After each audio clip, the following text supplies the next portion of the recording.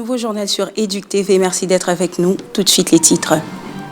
Les représentants des communautés venues du Nord et Sud, Kivu et l'Ituri, ont pris part à une matinée pour la paix dans l'Est du pays organisée par le Conseil universel pour la paix des nations et continents Kilpak. Les détails dans ce journal. Dans l'actualité également, le ministre de la Santé publique, Hygiène et Prévoyance sociale a réceptionné un don ce mardi 11 mars 2025. Plusieurs outils remis par l'Organisation mondiale de la santé et le programme élargi des vaccinations évalué à plus de 250 000 $ américains. Nous parlerons également de la conférence axée sur l'entrepreneuriat des femmes organisée par les étudiants de la faculté de psychologie de l'Université de Kinshasa à l'occasion de la Journée internationale du droit des femmes. Objectif, booster l'esprit de créativité dans le chef de la femme pour son autonomisation.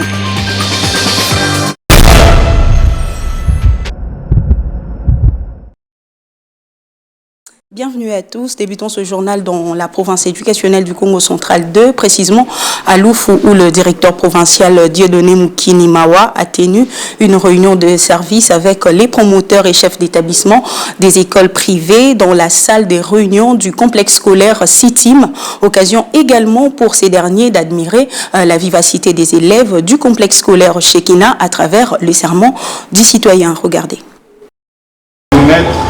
Autour de l'autorité provinciale qui a un message à vous transmettre. La salle de réunion du complexe scolaire CITIM à Loufou Frontière dans la sous-division de Songololo 2 a servi de cadre le mercredi 5 mars 2025 pour une importante réunion de service entre le prophète Dieudonné Moukinimawa et les promoteurs ainsi que le chef d'établissement des écoles privées. Je suis le Rwanda. Qui es-tu? Je suis l'Ouganda. Qui es-tu? Je suis Angola. Qui es-tu? Je suis Congo-Brazza. Qui es-tu? Je suis Burundi. Qui es-tu? Je suis la Tanzanie. Qui es-tu? Je suis la RDC. Partez! Dans son speech, le patron de la province éducationnelle du Congo central 2 a évoqué la problématique de la gestion et du fonctionnement d'une école privée qui reste soumise au contrôle de l'État. Le secteur de l'éducation étant réglementé, quel que soit, ne peut émerger en marge des instructions officielles. La gestion de l'école ne doit pas être liée à l'humeur du promoteur, mais doit être conforme aux directives, textes et instructions qui régissent le fonctionnement d'une école privée, telles que stipulées dans la loi cadre de 2014. Comme promoteur, vous devez tenir strictement au respect des directives et instructions sectorielles, garantissant non seulement la qualité des apprentissages, mais également qui définissent le mode de fonctionnement des écoles privées. Avant de clore son mot, le prophète de Dieudonné Moukinimawa a mis en garde le promoteur qui gère à leur gré le frais bulletin. Il a fermement promis de suivre de près cette situation car les frais bulletins ne doivent pas finir dans le panier du promoteur. Qu'il puisse continuer à s'établir, c'est mieux, car il est en train de nous fortifier, nous en étant promoteurs ainsi que chef d'établissement. L'entretien avec le prophète était très fructueux dans la mesure où il a abordé tous les points faisant difficulté ici dans les milieux de Loufou, notamment le paiement des frais, la tracasserie des enseignants dans les écoles privées. À la Cité de l'Union africaine, le président de la République, Félix-Antoine Tshisekedi, a déroulé le tapis rouge pour une rencontre stratégique avec Yang Xia, envoyé spécial de l'ONU pour la région de Grand Lac. Dans un climat où la stabilité régionale est sous tension, cette audience s'inscrit comme un pilier dans la quête de la paix et de sécurité en Afrique centrale.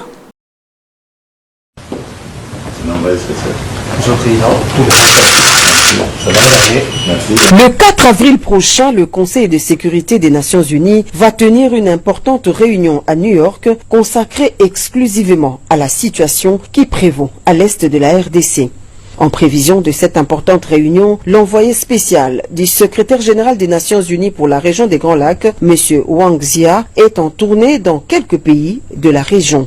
Reçu par le président de la République Félix-Antoine Tshisekedi Tshilombo, M. Wang Xia a expliqué l'objet de sa mission au chef de l'État qui a fait à son tour sa lecture de la situation actuelle jugée très préoccupante. Au cours de cette même audience, M. Wangzia a réitéré la volonté des Nations Unies d'accompagner la République démocratique du Congo dans la recherche d'une paix durable au regard des atrocités que vivent au quotidien les populations des provinces du Nord et Sud Kivu.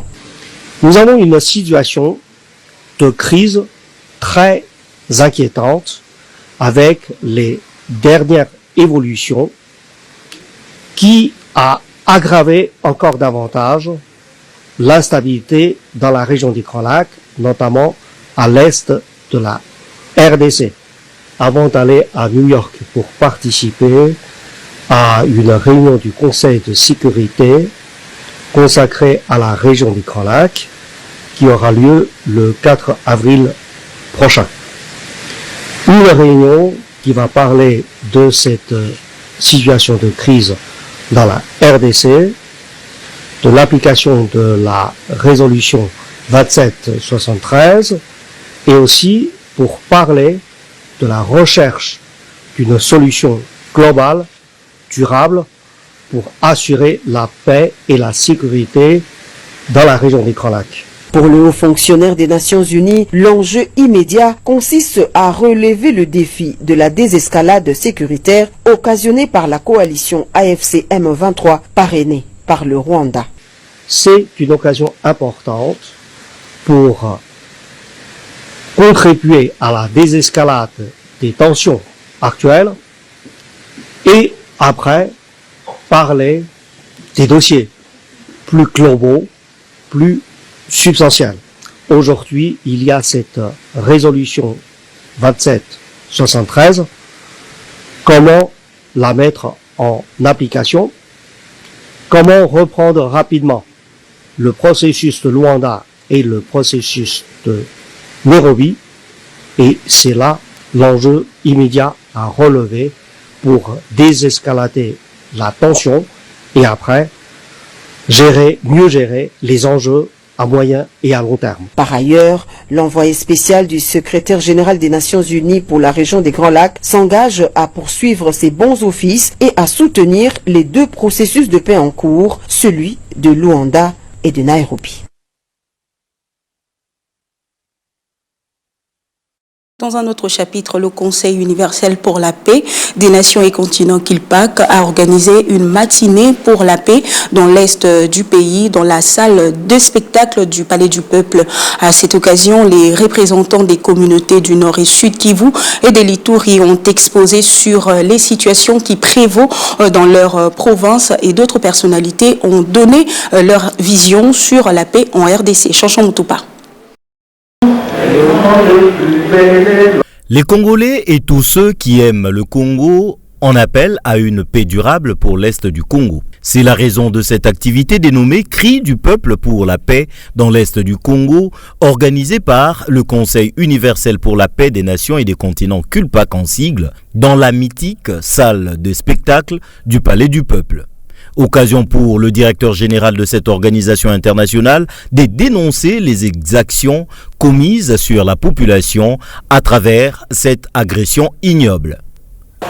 La direction générale du Conseil universel pour la paix des nations et continents, KILPAC, lance une fois de plus son appel au peuple congolais de s'aimer, s'unir, se rassembler et se rapprocher davantage pour le maintien de la paix, enfin d'agir tous vers la même direction dans la sagesse avec amour.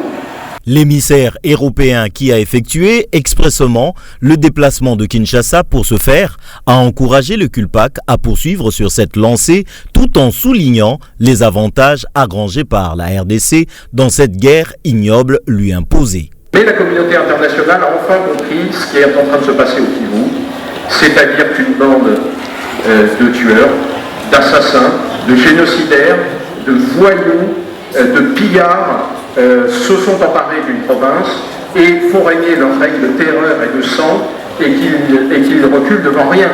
Et que même des gens qui sont dans un hôpital constituent des cibles valides pour ces gens-là. Le président international humanitaire Ghassan Daklala a salué l'hospitalité légendaire des Congolais tout en ayant foi sur la fin de cette guerre. cette population s'est déplacée comme des réfugiés dans son propre pays. On viole des femmes, on massacre, comme petits, des hommes, femmes et enfants, et donne des armes aux enfants pour tuer. Tout cela est vraiment triste et se doit prendre fin. Les enfants sont les principaux victimes de ces violences, d'où cette interpellation de la très respectable marraine de la paix pour l'Afrique centrale et ambassadrice de la Croix-Rouge. Chaque jour, des milliers d'enfants sont exposés à la violence, à la pauvreté et à l'absence d'éducation. La réalité est que ces enfants ne sont pas seulement victimes, ils sont également des témoins de l'horreur qui les entoure. Il est à noter que cette journée était marquée par les exposés de représentants des communautés du Nord et Sud Kivu ainsi que de l'Ituri. Question de livrer la situation actuelle de leur province en proie à des violences armées. Le gouvernement souminois s'emploie à élargir la couverture vaccinale dans l'ensemble du pays grâce notamment à ses partenaires. Ce mardi, le ministre de la Santé publique, Hygiène et Prévoyance sociale a réceptionné un don évalué à $255 000 américains de l'Organisation mondiale de la santé et du programme élargi des vaccinations. Ce don constitué de 15 motos, 79 pirogues, 10 hors-bord, 10 pick-up et 2 canaux rapides a pour objectif d'amélioration significative la couverture vaccinale des enfants en RDC. Écoutons tour à tour les ministres de la Santé, Samuel Roger Kamba et le directeur de l'OMS Kinshasa à l'issue de la cérémonie de remise des ces dons. Nous regrettons malheureusement d'avoir encore un très grand nombre d'enfants dans notre pays qui ne sont pas vaccinés du tout et beaucoup encore plus qui sont vaccinés partiellement. Cette problématique entraîne malheureusement une surmortalité de nos enfants due aux maladies qu'on pouvait éviter. Et quand on regarde les causes pour lesquelles ces enfants ne sont pas vaccinés, une des causes majeures, c'est la logistique. Et cette logistique, pour les enfants qui sont dans les milieux très reculés, est liée à plusieurs difficultés, que ce soit la difficulté de transport, que ce soit la difficulté d'existence même des moyens de route, et pour d'autres encore, à cause de la nature qui fait qu'ils vivent dans des milieux où il n'y a que les rivières qui peuvent arriver. Et donc c'est pour cela que résoudre la partie de la logistique équivaut à résoudre un gros problème d'accès au vaccin pour nos tout petits. Donc ce don que nous avons pu négocier avec l'OMS et puis avec Gavi nous permettra d'accéder à un plus grand nombre d'enfants dans nos milieux reculés et à remonter le taux de vaccination pour la routine de nos enfants. On a passé à revue nos performances en vaccination. Nous avons constaté, et nous le savons quand nous avons fait les enquêtes de couverture vaccinale, que nous avons des provinces où le taux de couverture vaccinale est très faible. Une des raisons de la faiblesse, c'est l'accès, l'accessibilité des zones. C'est des zones maritimes qui ont des îlots, des îles. Donc même si vous avez un véhicule, c'est difficile d'accès. Donc voilà pourquoi nous avons dit, et quand nous prenons le long du fleuve Congo, le plus grand fleuve que nous avons 8 ou 9 provinces, et nous nous sommes dit c'est l'occasion qu'il faut saisir, doter le ministère de la Santé et le programme élargi de vaccination des moyens qui les permettent de toucher tous les enfants. Nous avons beaucoup d'enfants non vaccinés ou sous-vaccinés. Ceci nous permettra donc de relever la couverture vaccinale et de faire en sorte que nos enfants soient protégés par les maladies évitables par la vaccination. Bonne nouvelle pour les Kinoises et Kinois. Pour lutter contre les embouteillages dans la ville de Kinshasa, le gouverneur Daniel Bumba a annoncé l'ouverture prochaine de la voie fluviale et la mise en circulation des taxis fluviaux. Pour lier l'utile à l'agréable, le numéro 1 de la ville a parcouru 10 km en seulement 30 minutes avant la mise en circulation de 22 taxis fluviaux ayant chacun la capacité de transporter 50 000 personnes par jour. Le Le coordonnateur du projet, Thierry Katembwe, affirme que ce projet va révolutionner la vie de Congolais en général et celle de Kinois en particulier, tout en demandant à la population de s'en approprier car cette solution pourra améliorer leur quotidien. Ça veut dire que le lot, tu as expérimenté projet à taxi fluvial où ils allaient une possibilité Kinshasa allait offrir la multimodalité, il y a mobilité urbaine. C'est-à-dire que Kinshasa a la possibilité de retambola, na mituka, il y a retambola na train, mais également il y a retambola na carte maille au regard taxi fluvial. Totambola na sécurité nyonso, et na sérénité nyonso. Alors na mikolo koya, bana Kinshasa, tata mokonza mboka Félix Antoine Tshisekedi a eu ça qui vient un discours na la nation. Que pour la situation d'embouteillage, à tiki binoté, azali ko multiplier l'effort na ba réflexion pour na ko faciliter mobilité na Kinshasa. Aux ali bongo voie ko permettre l'embouteillage et diminuer sensiblement. Donc totamboli kolonga na centre ville si na Kinkole en moins de 30 minutes. Donc l'accès à mikolo koya to ça ba ke na ba niveau nyonso, c'est-à-dire na niveau quartier 1 ke ozala, na niveau ba ya limité ba ke ozala. Pour nous permettre c'est que tout se mouvoir facilement sur lingo zanzela ya mukilité aux zanzela bongo ya mai na sécurité nyonso ou comme appelé na musala na yo noki noki. Donc ba Kinshasa bozala na ya kosepela mais toujours ba que lobby olega lelo Kinshasa ezobonga eza bongo ndoto te ou eza ba voie ou permettre c'est que l'embouteillage diminue sensiblement et comment taper productivité parce que ceux qui bazali ko se mouvoir facilement mboka pe musala ça la lombango et permettre de rappeler que moi richesse et économie et quoi bon comme ça. Donc vous allez voir beaucoup emprunter en toute sécurité. Donc les projets Nabino, les pour Nabino, tu peux si merci mingi. Et relier surtout projet extension à nouvelle ville. Na ville à Kalao tous allez avoir pour nous permettre à ce que communication est vraiment très rapide. Tu peux si merci mingi na mokonza mboka parce que les ali bongo vision na ende tous allez kolanda. Vraiment à tenir à ce que le projet est à la lomba on y so dès les lots on est tout expérimenté en l'objet banda et ben dans le niveau il y a taxi amitié mais il y a capacité 250 ali. Dans un autre chapitre, Jésus Noël Cheke, ministre provincial du plan, budget, emploi et tourisme, ayant la culture et les arts dans ses attributions, a présidé une séance de travail lundi 10 mars avec les responsables des agences des publicités opérant dans la ville de Kinshasa. Il était question de tabler sur les objectifs fixés pour l'embellissement de la ville avec la publicité. Muriel Monsa et Sarah Meta. Dans la salle Kin Malebo de l'hôtel de ville de Kinshasa, le ministre provincial du plan, budget, emploi et tourisme, ayant la culture et art dans ses attributions, Jésus Noël Cheke, a présidé une séance de travail avec les responsables des agences de publicité opérant dans la ville de Kinshasa. Il était entouré de madame Yvette Tembo, ministre provincial de finances et de l'économie, des messieurs Israël Moutala Lukusa, directeur de cabinet du gouverneur de la ville, ainsi que monsieur Claude Tangola, directeur général intérimaire de la DGPEC.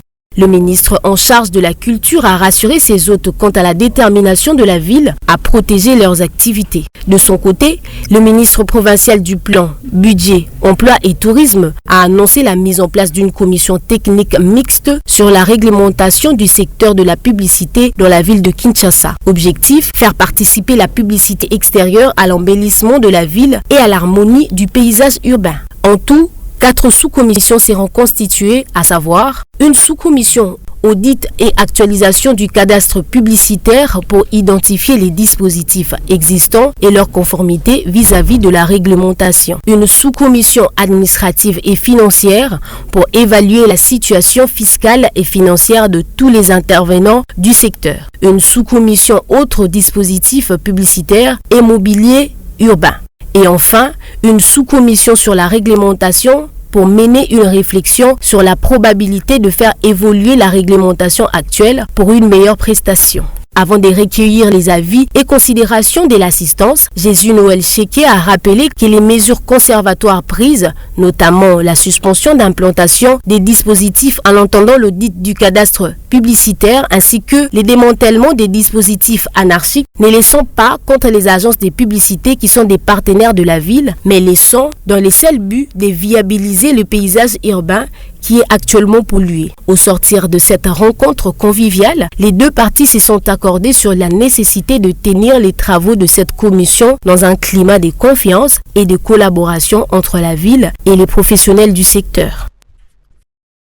Dans le cadre de la célébration du mois dédié à la femme, les étudiants de la faculté de psychologie à l'université de Kinshasa ont organisé une conférence axée sur l'entrepreneuriat des femmes. L'objectif étant de booster l'esprit de créativité dans les chefs de la femme pour son autonomisation. Blanche Arngaï. Cette conférence axée sur l'entrepreneuriat était au centre des activités qui a caractérisé la Journée internationale du droit de la femme, ici à l'université de Kinshasa, au Resto Central, précisément dans la salle Nicole Tumba. Oui, je suis en train de faire des pas pour devenir businessman. Je n'aime pas qu'on me présente comme businessman parce que... Cette conférence connut la participation de plusieurs étudiants de la faculté de la psychologie et sciences de l'éducation et plusieurs animatrices, entre autres, Fanny Kamweni, numéro 1 de l'évangile actif auprès des personnes vulnérables, Koni Mayuba, responsable d'Aquila SRL, qui n'avait qu'un seul but, celui d'instruire ces jeunes étudiants et étudiantes aux valeurs entrepreneuriales. Le message a été bien capté par l'auditoire qui n'a pas manqué de témoigner sa gratitude quant à l'organisation de ces assises. On a eu à acquérir plusieurs idées, ça m'a vraiment motivée. Nous avons besoin de ces genres de femmes dans notre société, dans notre communauté, surtout à l'université pour acquérir plus de connaissances. C'est vraiment une très très bonne chose. Une façon pour ces étudiants organisateurs de cette conférence de donner une quintessence à la dite activité. Que dans notre faculté, il y a plus des hommes qui entreprennent par rapport aux femmes. Et même dans la prise de parole en public, les femmes, elles sont un peu résilientes, elles se réservent un peu. C'est pour cela que nous avons voulu parler de ça aussi pour susciter quelque chose en elles, réveiller ces côtés qui dorment encore, réveiller ça. Et puis quand on parle d'engagement pour un avenir équitable, on ne veut pas seulement tout laisser aux hommes. Parce qu'aujourd'hui, la femme se bat plus pour la parité. Il y a l'accès limité à l'éducation. Déjà, on se bat toujours. Cette lutte n'a pas commencé aujourd'hui, elle a commencé depuis longtemps, mais nous voulons une autonomisation concrète. Les animatrices de la conférence, à savoir Fanny Kamweni, numéro 1 d'EvaPev, et son homologue Koni Mayuba d'Aquila SRL, sont revenus sur l'importance de cette journée internationale des droits de la femme. Koni, nous sommes tous assemblés pour parler aux jeunes femmes et garçons l'importance de l'entrepreneuriat dans les ambitions. J'ai essayé d'inciter et encourager les étudiants parce que l'auditoire était rempli des étudiants. C'est la raison pour laquelle à chaque événement, je suis invité pour parler de l'entrepreneuriat. Cette journée a été profitable non seulement pour les étudiantes, mais également pour les étudiants qui ont participé à cette conférence, car selon eux, la bonne femme est aussi et surtout celle qui entreprend pour être autonome dans la société.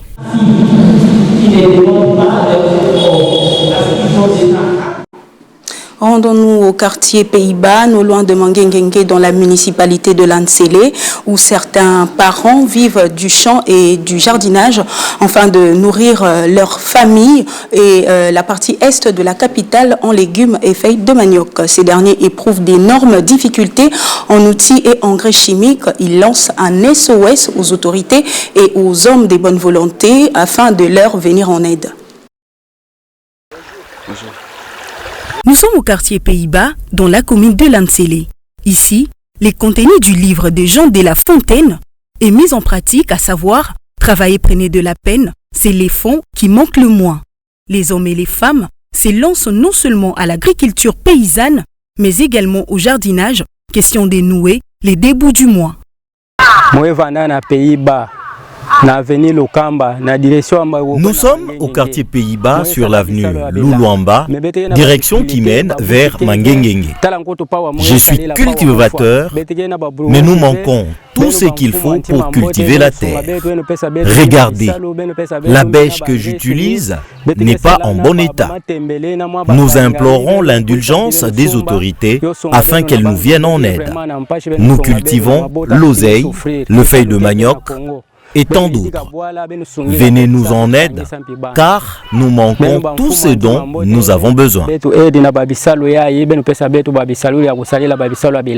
En lieu et place des s'adonner au vol ou à d'autres antivaleurs, ces responsables ont choisi ce gagne-pain malgré quelques difficultés éprouvées.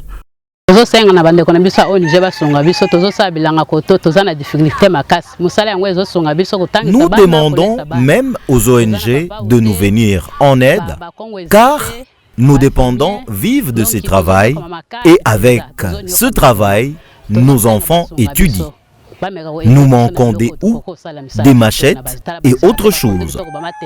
Nous sommes capables de fournir la ville de Kinshasa avec de tas et de tas de pondu.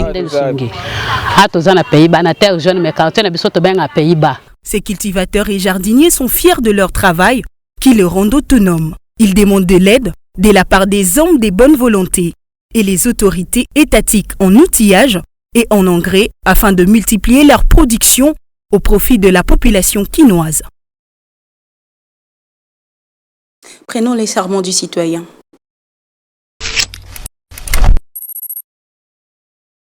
Serment du citoyen. Voilà qui met fin à ce journal. Merci à vous de l'avoir suivi.